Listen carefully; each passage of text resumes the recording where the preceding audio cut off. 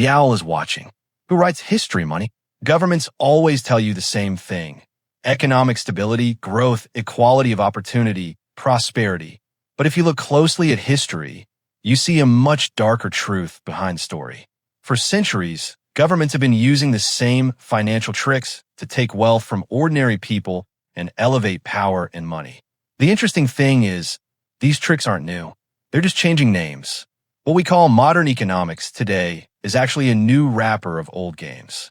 Let's start with the simplest and oldest trick, inflation. If a government can't cover more than it spends with the taxes it collects, it has two options. Either it says, I'm taking more taxes from all of you, or it quietly devalues the currency. The latter is always preferred, because nobody notices at first glance. Ancient Rome knew this game very well. When Rome's military spending exploded in the 3rd century AD, the emperors found the solution in devaluing the currency. The silver in the silver coins called denarius was reduced.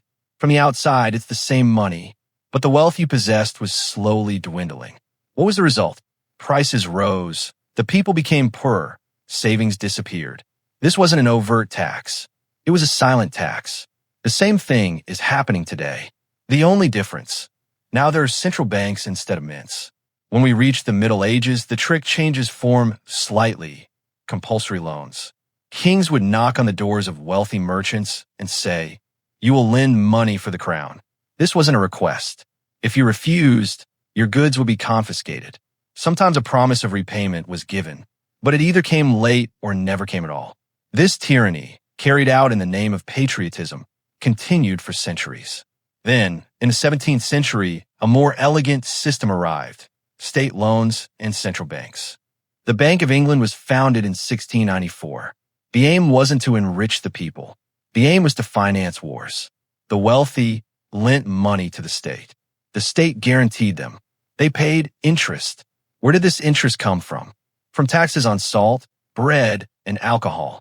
So the poor worked, paid taxes. The rich made risk-free profits. This model is still valid today. The saying, lending to the state is the safest investment, comes from this. If we look at the modern world, the game is more complex, but the logic is the same. Budget deficits, massive debts, bonds.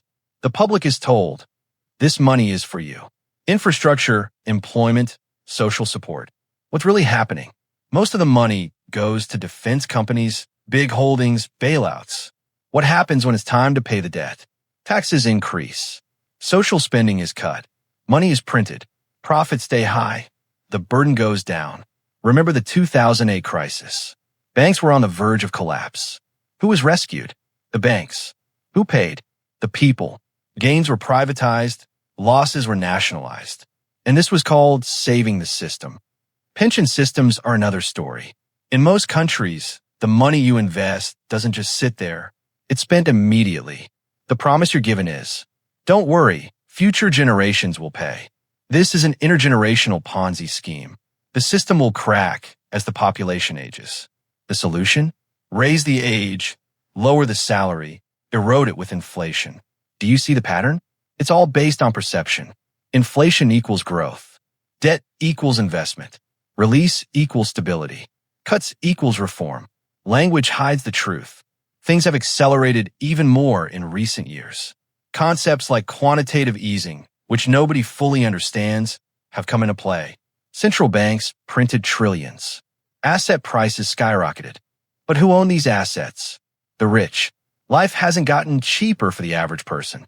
On the contrary, it has become more expensive. This isn't a mistake. This is the system itself. Finally, remember this. Complexity is a weapon.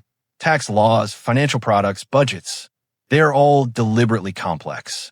Because if you can't understand it, you can't oppose it. History, it tells us this. These tricks always come back.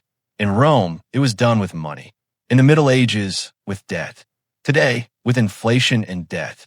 The only thing that changes is the packaging. What's the takeaway? Don't believe the headlines. Ask, who benefits from this? Real wealth is preserved outside the system. And remember, financial education is a form of resistance.